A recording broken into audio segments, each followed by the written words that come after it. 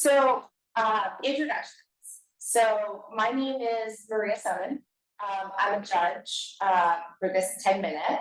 I've been working with IBECC since 2009. And in my day job, I am in ethics in business conduct for BAE Systems, which is a very large aerospace and defense company in DC, but I sit in New Hampshire in one of our New Hampshire facilities. So that's who I am. I'm sir. My name is Ken Goodbester, and I know most of you already.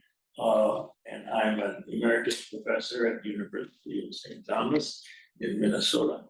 And I've been with IBECC for 20 years, and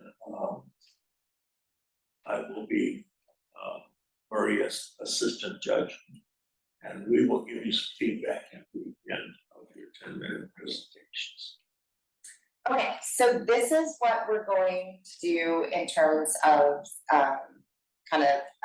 order and everything. So we're going to go in the order that is on the sheet, which is Florida graduate is going to go first, then Asper graduate, then UMass graduate, and then Hong Kong, you're last but not least, okay?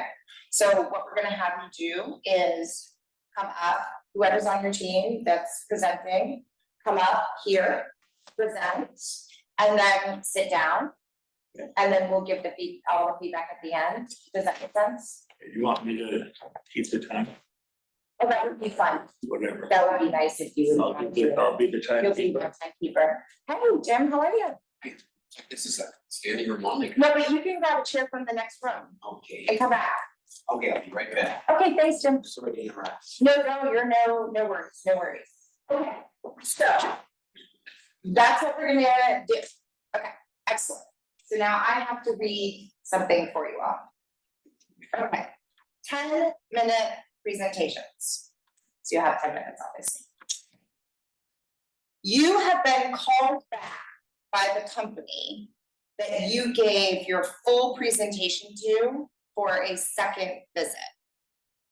They have asked you to speak only about the ethical aspects of the problem and to explain why your solution successfully handles any ethical issues.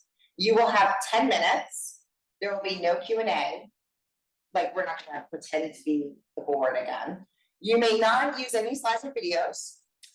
And you'll probably want to only have 2 or 3 members of your team do this part of it. Do you need some help, Jim? No, Okay. maybe I'll take some of that. Does anyone have any questions? Yes, Yeah, I will, I'll be movement. I don't know, like something like that? Yeah, I think that's fine. Yeah, that's fine. Not allowed to read, but you're Right. allowed to use. Right. And we do not have a judge online, correct? Do we have any people watching online? As attendees, yes. As attendees, we do have people watching online. And it's being recorded, We're the only two. but we're the only 2 judges here, so. Okay, any other questions? Let's be on the phone. That's fine. Can you hold a phone? You know, it's 2024, I think that's okay. Yeah. You're right anymore. Any other questions? Comments, no? Okay, all right, well, let's get started. I'm excited about this. Okay.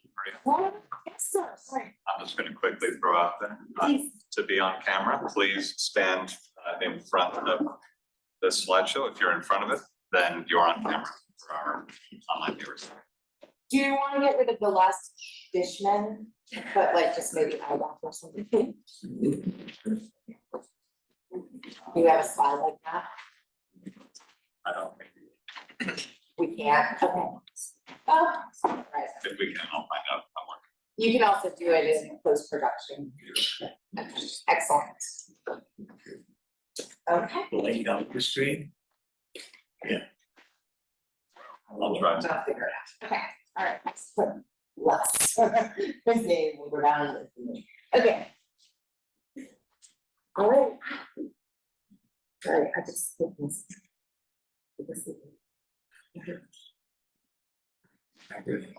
You're ready? Okay, all right, let's go. Hello, Whole Dominion Freight Line Board of Directors. We are the Green Gators Consulting Group.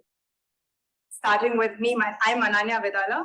Welcome, Vidala. I'm Riley Deputy. We're excited here to be back to talk to you about our ethical problem of trucking accidents and talk about also our implications that come with our two-part solution, which is the level 3 self-driving trucks, followed by last mile drone delivery. But before that, an analogy. For nearly 100 years after the seatbelt was introduced, it was not included in cars. Nobody understood the importance of seatbelts for 100 years. And we know today that it's extremely crucial to have it, and thinking about a car without a seatbelt is almost absurd. We hold that in 20 years from now, Old Dominion is going to look back at our solution and think of it in a similar light. Now coming to some statistics. Approximately 500,000 trucking accidents occurred in the year of 2021 with a 26% year-over-year increase. Of these 500,000 accidents, 6,000 were fatal accidents, and of these, 11 occurred because of Old Dominion's trucks. And researchers attribute that these accidents have occurred due to human error caused by intoxication, speeding, negligence, and so on. There are 6 levels in self-driving. Level 0 being no automation and level 5 being full automation requiring no driver. We propose level 3 conditional automation. The vehicle perceives its surroundings using sensors like camera, radar, and lidar. This data is then fed into a sophisticated machine learning model, which makes the decisions for the truck to follow. And we have drones for delivery to a remote location. We use human and machine capabilities to offer a more safer and efficient transportation. Our first point of consideration is that of human responsibility. So recognizing that self-driving trucks are capable of certain tasks independently, we maintain that a human driver is still necessary to be in the vehicle at all times to oversee operations. So So while this may call into question the divide of responsibility between human and machine, we maintain that a human driver, the mitigated risk of a human driver error being present in the car outweighs the potential negatives of fully autonomous driving, as would be in a level 5 integration. Current road infrastructure is not currently suited for fully autonomous driving. Conditions like low angle sunlight can disrupt camera angles and make it difficult for them to read traffic cues.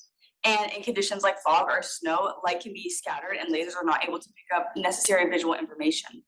Fully autonomous trucks also cannot account for human interaction, such as eye contact or hand gestures. This is why we maintain that a human being must be in the car at all times in order to promote safety on the road. Our second point of consideration is the subsequent improved working conditions that will result from AI implementation. So fatigue is often cited as the #1 cause of human error, which we have already established to be the #1 cause in fatal accidents. So AI implementation in the car will help to reduce some of the stress and other attributes that contribute significantly to this fatigue, and that the AI will be responsible for driving for the majority of the duration when the truck is in motion. This aligns with Old Dominion's mission of creating a family work culture, one that prioritizes employees and is continually making strides to improve worker well-being. This transitions me into my next point, which is about the potential loss of livelihood for these drivers. So the trucking industry is currently valued at $7.4 billion, and it is the #1 employer of those without a college degree.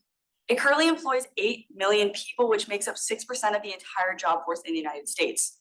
Full autonomous integration would displace these workers and would contribute to economic destabilization and an increased socioeconomic gap. Our proposed solution maintains that the optimized path is to keep a driver in the car, which would prevent this worker displacement. Both autonomous trucks and drone operation use artificial intelligence. These are the AI-specific considerations. 1, safety first. We place safety above all else. What do I mean by this? there are certain ambiguous situations during which there could be a possibility of accident happening. We train on models on these ambiguous situations so that when the situation arises, they take the appropriate decision. This ensures that we take into consideration the safety of all the stakeholders involved. Next, we have resilience. Resilience is quickly recovering from any difficulties. For example, a sensor malfunction, in which case the redundant sensors will kick in, but the view of the redundant sensors will be a little different. It could be narrower and wider than the original sensor. Our AI models are robust enough to make these these changes that they are resilient in their decisions. In traditional software, we have rule-based decision-making process, but in AI models, it takes in a set of inputs, analyzes for patterns, and makes a decision. So how do we know we can trust these AI models? That is where transparency and explainability come in. Transparency refers to what data is being fed into the system and what aspects are being prioritized. Explainability refers to the decision-making process inside the AI model. It takes into consideration the situation, the safety considerations we input to it, and also the regulations and law. Next, we have bias and fairness. What is bias? Bias is a condition in machine learning models where certain aspects of data are given priority, but which is because of the data set, but we don't want those particular sets of features to be given more priority. To this order, we use fairness concepts, which basically analyzes the explainability of the model to see which features are being prioritized, and if that is what introduces the bias in the system by analyzing the root cause of that bias. And then we change our data set so that that bias is removed from the models. Next, we have security. There has been a 400% increase in autonomous hacking from 2017 to 2022. So how do we safeguard our systems and what should we safeguard? We need to safeguard our vehicle or the drone, and we also need to safeguard the data present inside them. To safeguard the vehicle or drone, we analyze those systems for vulnerabilities. Vulnerability is just a weakness in the system that could be exploited but to gain unauthorized access. So we find and fix these vulnerabilities periodically so that we are in tune with the evolving technologies. We also have a contingency plan in place for when things go wrong so that we could minimize the impact of it. Coming to the data, the truck and drone have a lot of data about its surroundings and also the consumer's info. So we make sure that the data is secure by using advanced encryption standards. In accordance to Old Dominion's data privacy policy, we give the option to consumers to choose what data they can share with and who they can share them with. So just to recap, we presented ethical points regarding the human driver as well as AI implementation in both the trucks and the drones. Our proposal offers a proactive solution to the ethical concerns plaguing the transportation industry. By integrating level 3 self-driving technology and drone last mile delivery, we will produce a revolutionary safety technology that will maintain human oversight. Much like the historic impact of the seatbelt that transformed the automotive industry, our solution has the potential to significantly reduce trucking accidents and uphold Old Dominion's core values and maintain employee well-being. Commitment to innovation, regulation, and ethical practice, we can pave the way for a safer, more sustainable trucking environment powered by autonomous technology. Thank you.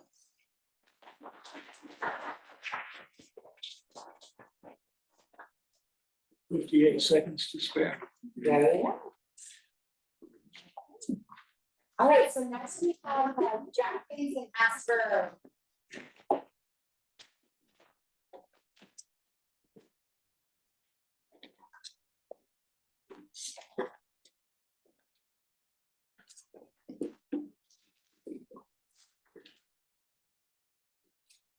Thank you to to the board. Thank you to the board of DraftKings for having us back today. We see some new executive faces here, so I want to introduce ourselves. We are Oasis Advisory, and I'm Remy Penner. This is my colleague Laura Croker and Eli Kulak. We're back today to discuss the ethical issue of enticing inexperienced consumers through misleading advertisement into a vice industry and not having the proper safeguards to protect these consumers. And so we believe that our solution of transparency through marketing and implementing proper safeguards will provide DraftKings the ethical path to move forward on and continue to provide consumers a fun online gaming experience in a regulated market, which my colleague Laura will tell you more about. So until recently, gambling was banned in most of the US. However, entertainment and risk-taking are human nature. So illicit operators saw this as an opportunity to develop an illegal market to meet player demand. However, these illegal operators failed to offer player protections that would keep players safe. This is why recently in 2018, the US Supreme Court overturned this ban, allowing states to legalize gaming because regulated gaming is a path forward towards offering gambling responsibly. And DraftKings plays a very important role as an industry leader in this newly regulated market. This is reflected in your mission statement to offer engaging games while providing tools to help players play responsibly. As you know, you can now place a bet in an instant at the tip of your finger, whether that be on sports, elections, or how many times Taylor Swift appears at a Chiefs concert or a Chiefs game. But this new ease of access 24/7 thanks to our smartphones is something completely new to the gambling industry. And this is a difficult challenge that both players and DraftKings must navigate. So as Laura said, the ease of access really exacerbates our ethical issue here of the inexperienced consumers being lured in by misrepresentative advertising without the sufficient safeguards. So the most common demographic for DraftKings is the college-age male, known for being impulsive and having a high appetite for risk. This makes them particularly susceptible to being at a high-risk gamble, which is for not having enough not having proper control over their gambling activities. So because of this, your advertising, such as the recent offering of $1,000 sign-up bonus, really struck home for them. Unfortunately, your advertising also isn't super clear. Hidden in the fine print for that $1,000 cash bonus offering was the requirement to deposit $5,000 of your own money and then wager another $25,000 within 90 days on long odds bets. And so statistically, this causes the user to lose more than that $1,000 within that time frame. And from our point of view, this is clearly misrepresentative as the user just sees that $1,000 cash coming in. So while this does sound like a big issue, DraftKings does have some safeguards in place. Ramy, I'll talk to you about those.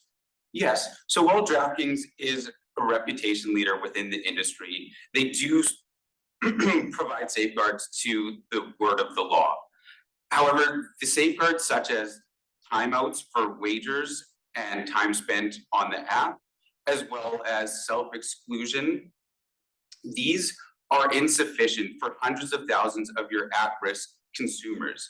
So when we're looking at DraftKings Code of Ethics, which is to operate within or observe the spirit and form of the law and abide by government rules and regulations, to adhere to a high standard of business ethics, we see that you have actually not been able to provide the necessary tools for these hundreds of thousands of consumers. And so we believe that through the deceptive advertisement in the small print and pushing the onus of responsible gaming onto the customer, we've failed some of our consumers. Imagine receiving a credit card for the first time. You have very little experience and someone is telling you about all the wonderful purchases that you can make and you have a $100,000 limit, but they say you need to be responsible. What's going to happen? Laura, can you tell us what this looks like within the gaming industry? So in the gaming industry in particular, when those safeguards fail, it can have very serious long-term consequences. So there has been a story circulating in the media lately about Kavita Fisher, a woman who lost almost $400,000 gambling on DraftKings apps. And what's particularly interesting about Kavita's story is that she's a psychiatrist, so someone who's well-trained in the risks of addiction, yet still found herself struggling with compulsive gambling habits. She first downloaded DraftKings app thanks to the $1,000 bonus offer and was quickly rewarded with a VIP status thanks to her high level of engagement on the platform. However, within just a few months, she had found herself already in financial trouble, struggling to afford her mortgage because of her gambling habits. She reached out to her VIP host to ask for help. He responded by saying DraftKings takes responsible gaming very seriously and pointed her to the timeout limit tools on the app. He asked her to confirm that she was still gambling within her limits, and once she did so, he provided her with a bonus to help her get back in the action. She tried those time limit tools, however, she found they were ineffective, as once they expired, she could quickly just hop right back on that app. She then finally ended up complaining months later that it should have been clear that she was struggling from compulsive gambling because DraftKings tracked her time spent on the app very intensively. The DraftKings host ended up providing her with links to the gambling hotlines. So as you can see in Kavita's case, this has very life-altering consequences for her. It ruined her credit score. She now has to pay, she lost her entire life's work. She has to pay back almost $500,000 for years to come. This also affected her personal relationships and of course her mental health. And this not only affects her, but the community at large, because 1 in 5 at-risk gamblers attempt to commit suicide, which is a very devastating impact for their community. So what can DraftKings do about this? You have a few options. First, you have the option of just continuing your operations as is. As Rami said, you are operating within the letter of the law. However, results like Kavita's are not acceptable in today's business environment. On the other hand, you could take a much more draconian approach and use that data analysis to identify at-risk gamblers as quickly as possible and then fully ban them from the platform. However, this would infringe on the rights of people to be able to actually place wagers and enjoy the experience. We recommend a more measured middle ground. This involves first the clarity of advertising and the addition of player protections. So the addition of player protections, it involves the development of we would suggest some pop-up ads or pop-up notifications that would trigger self-reflection surveys. This is found to be very effective at helping people control their gaming. And we would also recommend using your bonuses not just to get people to play more, but also to take responsible gaming training. So you develop a couple of modules, and when a new user signs up, they'd be required to take a module a month for the first few months, and then as they complete each module, they would be rewarded with an additional $50 to play with. We do need to backstop this with a responsible gaming task force, though, because there's only so much control that people can exert over themselves. This would look like a bunch of employees reaching out to at-risk gamblers. On the marketing clarity side of things, we need to reduce the fine print, and doing this in advance of legislation will make DraftKings a market leader. Rami, can you talk to us about how that's important? So who says ethics has to hurt? It can actually be an advantageous thing for businesses.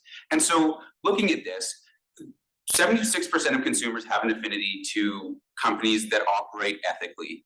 And so looking at the expansion of online gaming into California, there was a vote and the majority of people turned this down. However, if there was consumer trust, there is likely that this vote would have gone otherwise as well.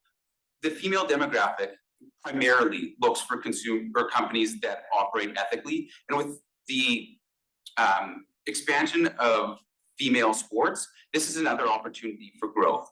So looking at the at-risk consumers and their quick burnout through bankruptcy and self-exclusion, you lose out on that ability to continue to have them as a consumer. So $45,000 you're missing out on, as if you could keep them for a 30-year life cycle, as well as bettering their life to allow them to have the money and not have any issues with gambling debt. And so ultimately, what we see is that there is a responsible advantage to acting with integrity, and that you're able to better your communities, better the industry, as well as provide consumers a safe space to have fun in an online game. And so what we propose today is a solution for you to keep operating within an industry that is providing good to consumers. Thank you for coming.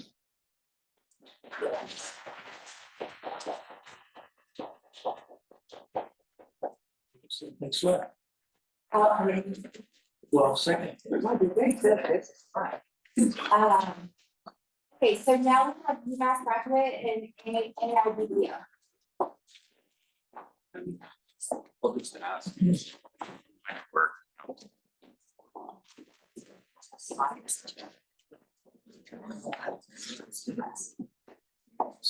Or are we not? We're not using slides. We don't have the docs. Yeah, like a screen share. Yeah, but that's okay. Yeah, we would then need to, we wouldn't show you guys.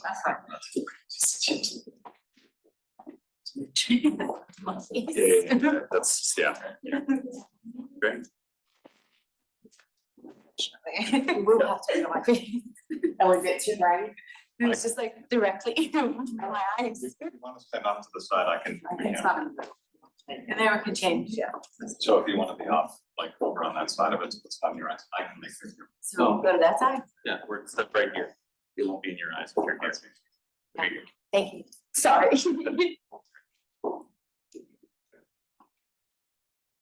Whenever you'd like. Hi, we would like to thank you so much for inviting us back. I am Bruna, and this is my colleague Kavya and my colleague Jonathan. And we love to be here to talk about, again, about the ethics, about the BPO industry within 24/7.ai. So what is your mission statement here at this company? You guys unite the deep expertise of human insight and artificial intelligence to deliver personalized customer service. And by doing this, you foster a culture of thought, talent, and transformation. Great. So 24/7, you've been in the AI customer service industry for the last 24 years. You have such a global presence operating out of 4 major cities across the globe. And with new BPO services opening up in India, Philippines, and recently Guatemala and Colombia. So, you're touching clients across the globe, and you're touching clients on every device they're using. With such an omni-channel automation solution, we are catering to customers everywhere. Now, 24/7 already operates by using AI and ML across their operations. It is a company that is driving insights and strategic decisions through data, backing every decision with the data.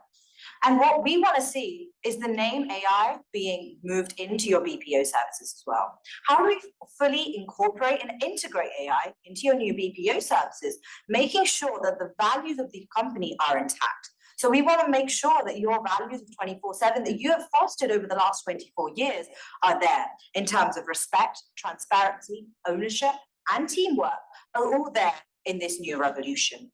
We want to make sure that with the integration of AI, we're reducing the per customer labor that is required from our customer service agents. And we want to be ahead of the layoffs. We want to make sure that our frontline workers, who are the driving force of this company, are held and retained within the company, even though there is a huge technological boom. We want to make sure that with the betterment of the company, we're also giving back to our employees, making sure that they are upskilled. So, of course, that brings up some of the major issues within AI, and especially within AI and customer service, and integrating that within our BPO division. First of all is AI bias. AI bias is for any machine learning or any kind of LLM is a big deal. And of course, we want to touch on that. Additionally, providing the service that you actually say you're going to provide, providing actual AI and not a human behind a screen. Additionally, adequately training that LLM, if you are rolling out that LLM like we've suggested, making sure that it's adequately trained. Of course, also data security. Data security is a big issue. We touch a lot of sensitive data, and the ethics around that, we have to make sure that we're acting in an ethical way to preserve that and make sure that we take accountability.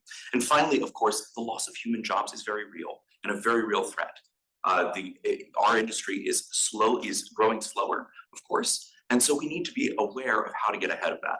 So on that, AI bias is incredibly pernicious. Your data is only as good as the data is. Your ALLM is only as good as your AI is. It can be based on the data that it's pulling from. If that data is biased, if that data perceives people in a certain way, if it's using unfiltered data, you can end up with adverse outputs and inputs. You need to make sure that you are monitoring both inputs and outputs to try to standardize and try to make sure that you're not having different outcomes, especially around race, gender, religion, and region. Additionally, we are particularly concerned about the recent development with Amazon, where Amazon's cashierless stores were found to be actually hooked up to CCTVs, and they were using Indian labor to tally up very quickly what you bought in the store and saying to their shareholders, oh, this is our magical AI. That could be a disaster here. We rely on the trust of our companies, and if that happens, if we were to overpromise and underdeliver, that could be disastrous to our reputation within the industry. And to guide all of this, we need to make sure that we're sticking to 3 points: transparency, fairness, and accountability. Transparency, being aware of when we're using AI and how. Fairness, that it's being rolled out across the company, and that our partners know, understand where we're going, and where we're coming, and our employees also understand where we're going. Finally, accountability. When we do screw up, we actually hold ourselves accountable. Instead of having to have an expose in the New York Times, let's actually get ahead of it. Instead of having government come down on us like a ton of bricks, let's get ahead of that by keeping to those 3 standards.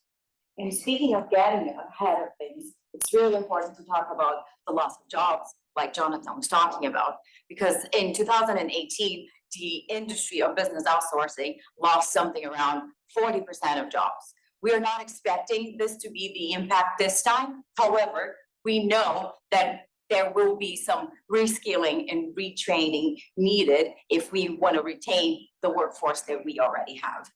And by doing this, we are not only going to be helping the people that work with us keeping their jobs, but we're going to be walking the walk of our principles of thought, transformation, and talent, retaining our talent and helping them be reskilled in areas like quality assurance, where they can be working in the accuracy and the correctness of the data that we're going to be having. And you will need skills that you have from customer service to be a good quality assurance person in this job.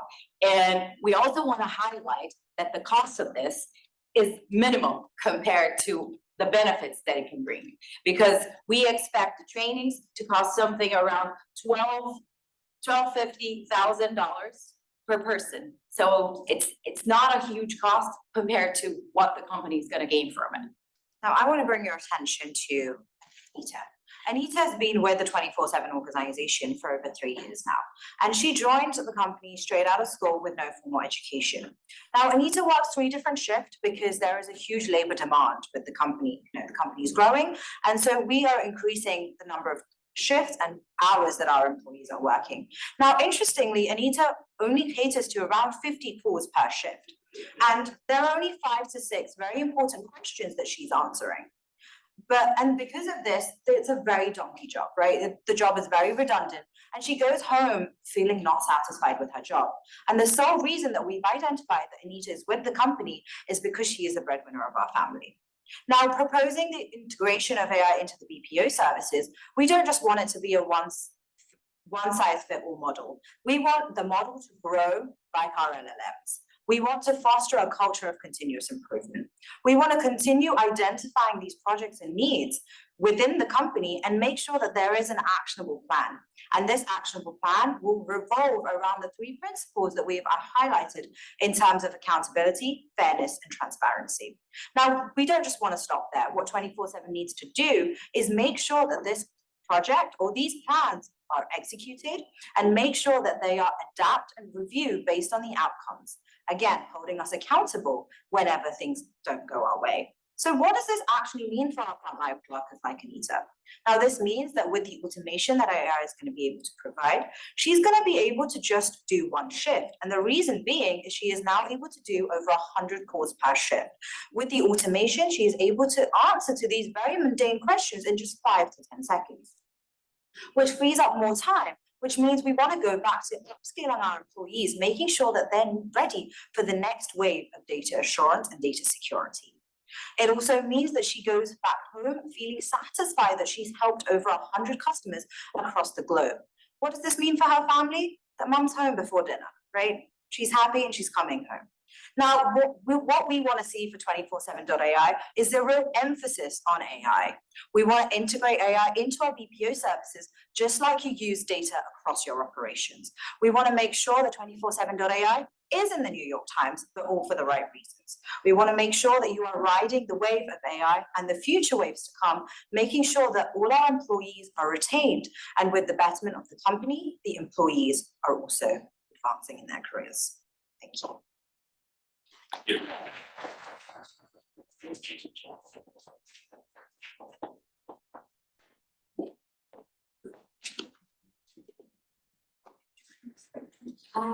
Okay, so it looks like Hong Kong is next. You can stand wherever the light isn't shining, if you need to move forward, and I'll move the camera as much as I can.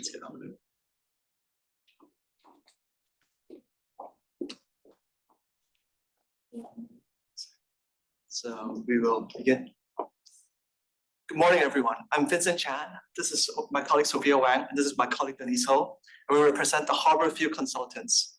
So today, we're so excited to be invited back by the Executive Board of YouTube to discuss the ethical implications of our proposal using echo chamber problem to steer YouTube towards balanced content recommendations. So to start off, let's explore YouTube's mission statement to give everyone a voice and show them the world. This actually reinforces the ethical principle to give everyone freedom and to flourish. However, YouTube's users currently is facing the echo chamber problem. This actually deviates YouTube's mission and aligns us back to another spectrum. So what is an echo chamber? An echo chamber is a situation where users are fed predominantly the same information again and again, which reinforces their existing views. This actually has led them to different kind of, which actually polarizes their opinion and to give them different, not exposed to different perspectives. So let's give an example. For example, the current presidential election, if you're a Trump supporter and you're watching YouTube's autoplay, you're watching the same video again and again, it actually leads you down to a rabbit hole and reinforces your opinion without exposure to different opinions. And for example, if you're a Biden supporter, the other side, you're actually fed the same information again and again without exposure to different kind of opinions. And this has actually led to a polarized view and a very big social media platform dilemma. So let's take a step back and explore YouTube's current customer demographic. Actually, 70% of our users are millennials and Gen Z. And through our in-depth research and study, we have found that they want three major things. First, they want diverse opinions on things. Second, they want content diversity. And third, they want shorter videos. YouTube Shorts has actually dealt with the last shorter videos demand. However, they have neglected the first two opinions, which our recommendation will deal with today. So what are the negative impacts of echo chamber? First, it actually reduces your exposure to diverse perspectives. Secondly, it polarizes your opinion. And thirdly, it actually pushes content to you repeatedly. This has actually caused very significant negative health impacts for everyone, for all age groups. It leads to a reduced critical thinking for all age groups. It leads to polarized fear and stress to all age groups. And it leads to a very unexplored kind of territory. So if we consider senior citizens, this actually exacerbated the event. If you're a senior citizen and echo chamber is continuously feeding you the same thing, it will actually lead you to a reduced critical thinking and leads you to cognitive decline. Secondly, it will actually affect your mental health as well if you have paranoia or dementia. If you're watching the same opinion again and again, and if it's actually a bit negative, that will exacerbate this scenario over and over. So to take a step deeper and explore YouTube echo chamber problem, we found that YouTube has has this problem because of a revenue-driven and profit-driven business model. This is a decision by management to drive business. They are employing precision marketing, which causes the AI algorithm to continuously feed the same information again and again to the users. And at the end, this has caused the formation of echo chambers, which alienates YouTube away from its mission. And our colleague here, Denise, will talk about the ethical implications. So why is echo chamber actually an ethical issue? We believe that echo chamber would compromise two fundamental human needs. The first being the freedom to choose, and the second being emotional and psychological health.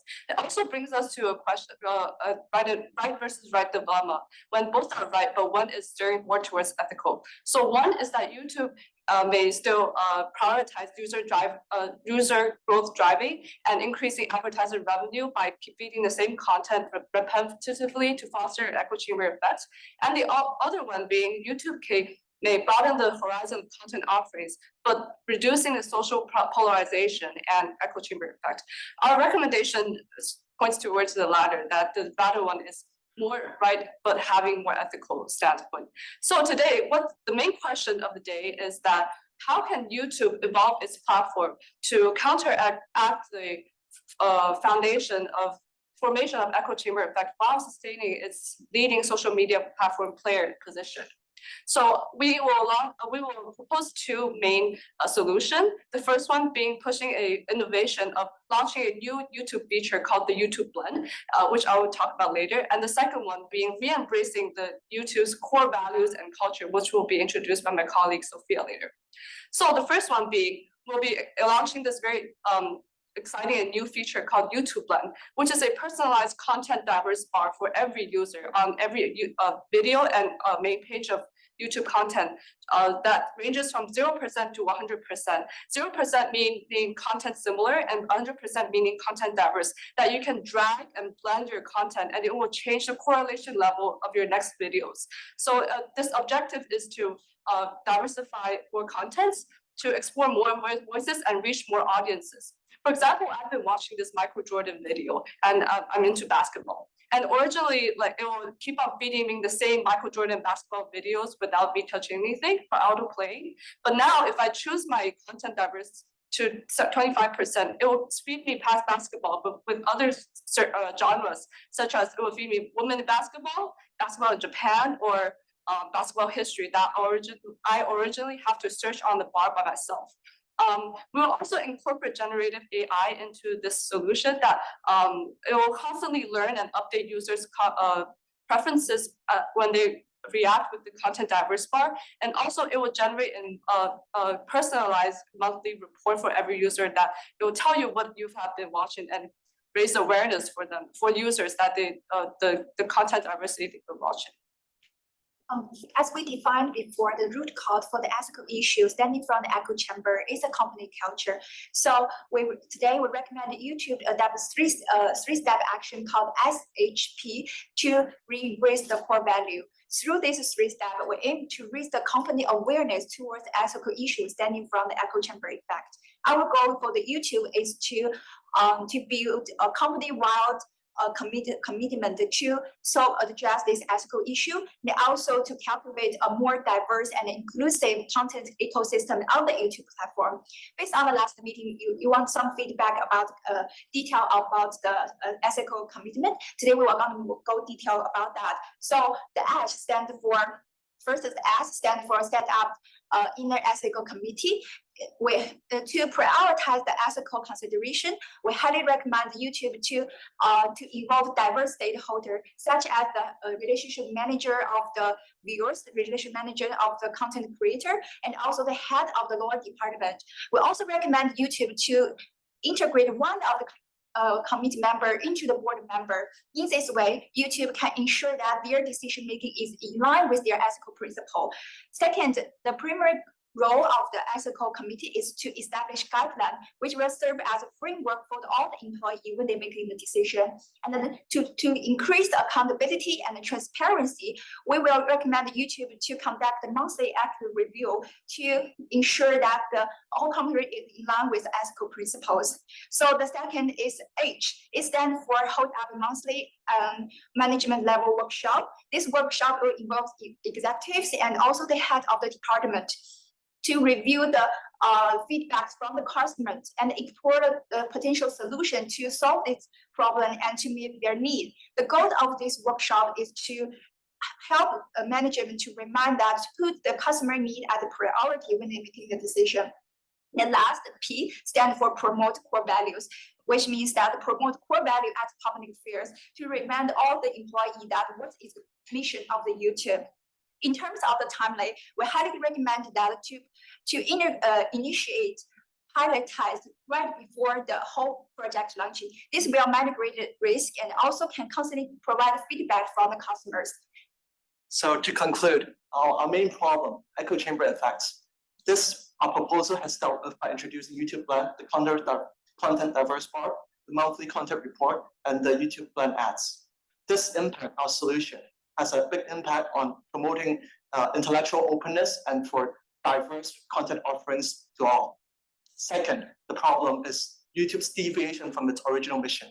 By implementing re-embracing core value initiative mentioned by my colleague Sophia, we hope that YouTube can go back to its long-term, ethical, responsible, and a long-term business success. Thank you so much. Okay,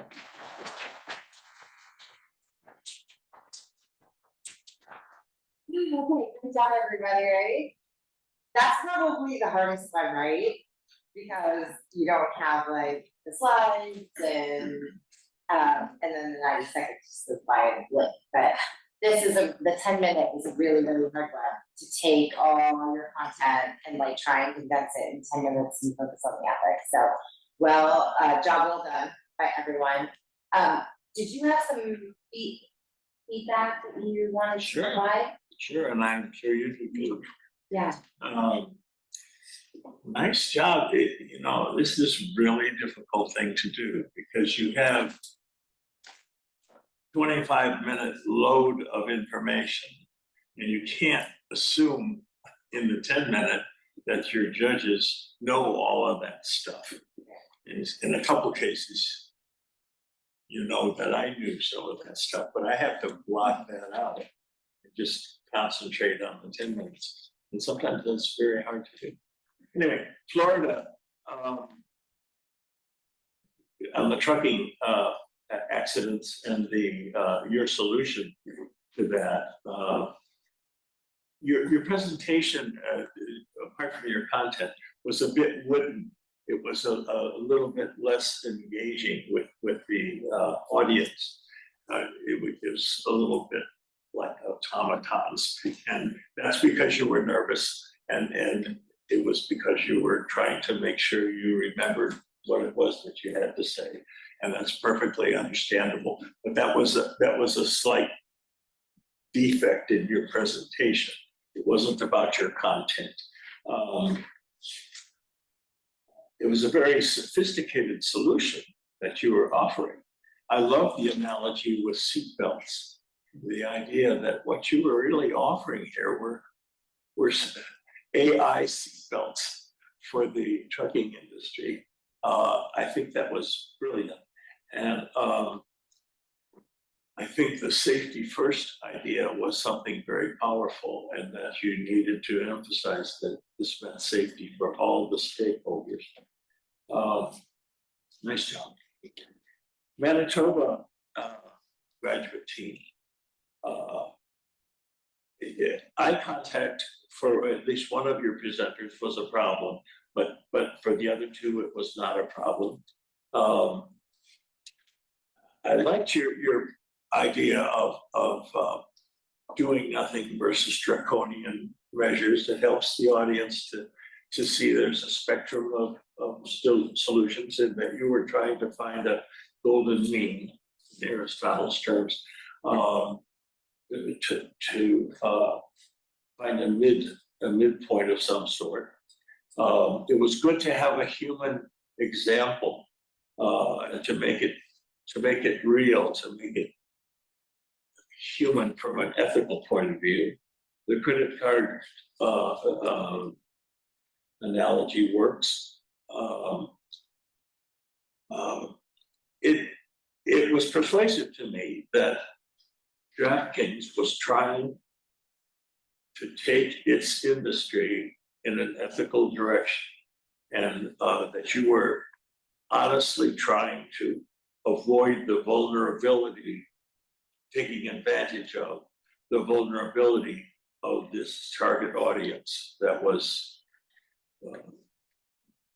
males in college, impulsive, and easily taken advantage of for credit cards as well as for gambling. And I found it credible. I found your incredible.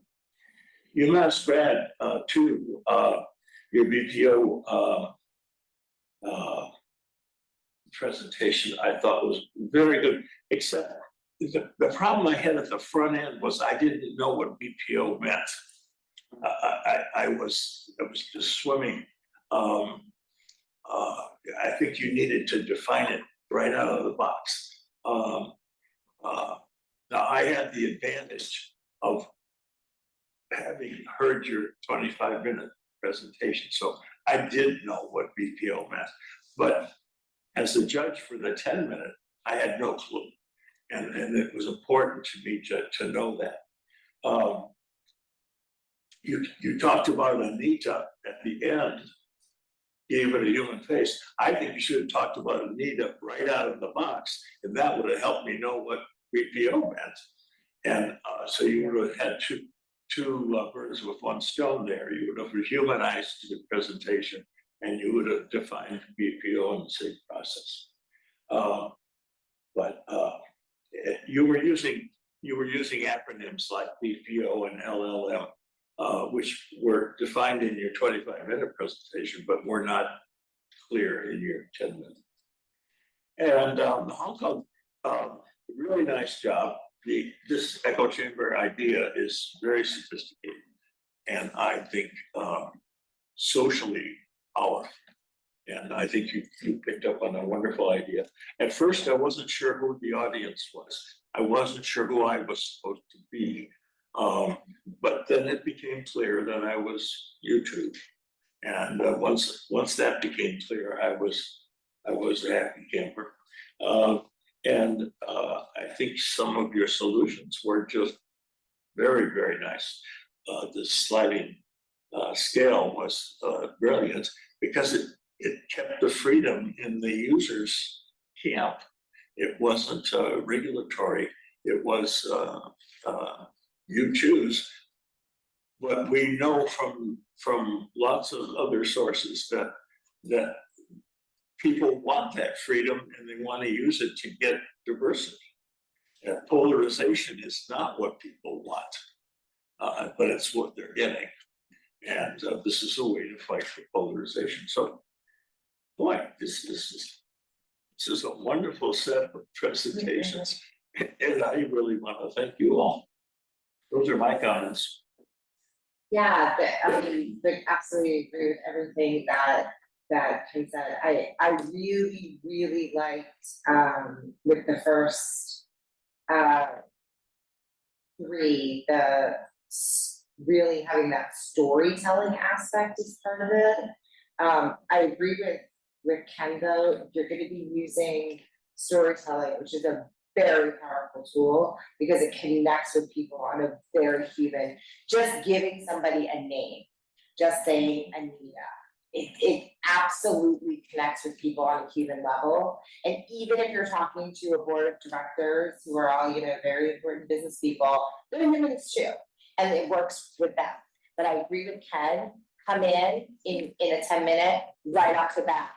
Let's talk about Anita. Anita is a single mom, Anita is this, blah, blah, blah, blah, blah.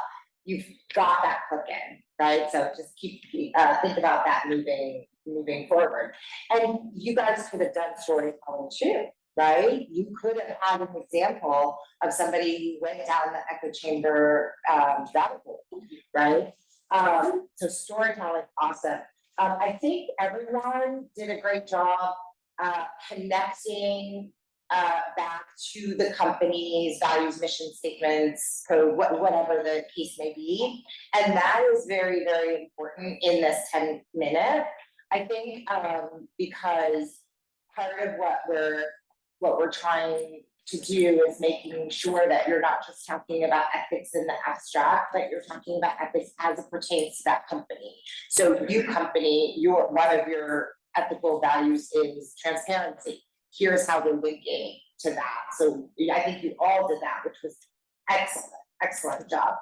For those of you who did AI, which actually the funny thing about this is we have this AI track this year, but I think every single session I've seen, there is some aspect of AI, right? Because there's something that's controlling that you're saying, okay, well, we need to kind of change this algorithm or that algorithm. So I think you all had a little bit of AI, but for the ones who are specifically really talking about AI solutions, I think it's great that you're talking about transparency and bias, right? Bringing in the bias aspect, the fairness, and data security, all huge issues that I don't work in data privacy. I don't work in, AI compliance, but I hear about it all the time. We are in the real world, in companies, we are constantly talking about these things. So the fact that you're all thinking about this and bringing it into these presentations was wonderful. And I also really liked how, you all talked about the, the impact on the workers' rights and, the value of the worker, because that I think is also a huge issue. I think you guys all, you all really chose great topics overall, and I think you just did a fabulous job. So this is gonna be very hard to judge, to be honest with you. So does anybody have any questions for us, or, do you have questions for the other teams or comments? Now you're no longer in mode, any comments or discussion? How would you evaluate when there's multiple AI concerns and then looking towards then the 92nd? How do you, as a judge, evaluate which ethical concerns are the most important? Right, 92nd. I think it depends on the topic. Okay. Right? It really does. Right, if you're talking about, trucks barreling down the road with AI controlling them, I think safety, right? If you're talking about, YouTube and echo chambers, I think it's around transparency. If you're talking about the BPO, I think the biggest, in my opinion, is the replacement of the people. That's where everybody's really, really nervous, right? What happens when we have AI just answering phones? We don't need people anymore, right? What's Anita? It's Anita, right? Anita gonna do that, right?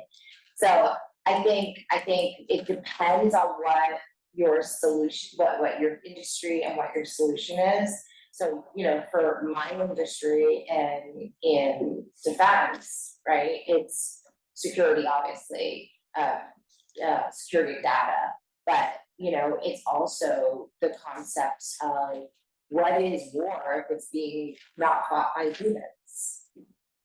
Is that really war anymore if it's just robots that are fighting each other? It's kind of a game. Right, it just becomes a big game, and how do we make sure that people understand that in this game that they're playing, there are real human lives, there's property at risk, there's environmental, there's so many things. So it depends on the industry, right? But I think AI is huge, and I think as you move into your real, not your real lives, but the lives post-education, your business, your careers, this is something that you're gonna hear over and over, and I'm sure, you're gonna be talking about it. But y'all did a wonderful job. So congratulations. Can I just add, I think it depends on the industry, it depends on the issue. Because when you think about it, AI, the reason AI keeps popping up is that AI represents an attempt to take human conscience and to machine it. And if the AI bias problem that many of you talked about is, garbage in, garbage out. And how do you put conscience into a machine? Well, you gotta know what conscience is to begin with before you can machine it, program it. And one of the amazing things about business ethics is that we're trying to figure out what a good, healthy business conscience looks like. And the AI comes along and says, program me. And we're busy trying to figure out what to program. And the challenge is enormous. And it's a healthy challenge. I think it's just wonderful. As a philosopher, I have to sit and think, what is it that makes things right? What is it that makes things good? What is it that makes things virtuous? And if I can get clear about those things for this issue, and that issue, and this company, and that company, then I have a better chance of being able to come up with a program that comes close. It's not going to be perfect. We're going to have to monitor it with human beings. That's one of your presentations about the trucks. We got to have human oversight. But at least I'm going to have to. It makes us, the AI component makes us more vigilant and more rigorous about ethics. It holds us accountable as ethical thinkers. It's so interesting, Ken, these thoughts that you're bringing forward, because just like we talk about bad data in, bad data out, unethical programming in, unethical action, right? So if you don't have your ethics hat, your business ethics hat on, which I hope every single one of you takes into your careers, you have that hat in your bag that you put on once in a while, right? If it's business ethics, it's not your chosen career, you do it 24/7. Ken and I do it. But that you have that you're able to put that hat on and say, okay, while I'm working with AI or I'm making any business decision, right? Am I thinking about it from a business ethics perspective as well? Because I think that's so important. I think the other thing that you brought to my mind is maybe this whole AI thing is actually making us think more about business ethics, because for a long time, I think we were just kind of like, well, we're humans, and so we're all ethical. So we all make ethical decisions. We don't need business ethics. But now that we're like, well, we're the stewards of these robots that are, this machine learning, and we are humans, and we're more ethical than this machine. Let's now think about what ethics is. So maybe there'll be like a resurgence of business ethics. People worry about machines displacing human beings. Maybe one of the things that human beings contribute that a machine can't is conscience. Is the conscience, right. But maybe you can't machine conscience. I don't know. I throw that out as a question. Can I machine my own conscience? Is it machinable? Is it programmable? Or does it call for a certain insight that's beyond machinability? That's a question. That's not an answer. Josiah Royce is a philosopher who wrote at the end of the 19th century. He was a Harvard philosopher, friend of William James, and he wrote about something he called the moral insight. some of you may have read about him. And the moral insight is the realization, he said, that there is another besides me that's just as important as me. It's the breaking out from egoism. I'm not the only person in the universe. That changes everything. That's what Roy said. The moral insight is the discovery that I'm not alone, therefore that I need to take another into account. That's the birth of conscience. That's the birth of ethics. Now, can you get a machine to do that? Or is that realization, is that insight something that only a human being can have? And are we in danger of creating machines that can't do that? And therefore we have to watch them in a way that, well, we have to watch ourselves. And don't get me started. Anyway, it was a delight to listen to you all. Fabulous job. Thank you. Fabulous. Thank you.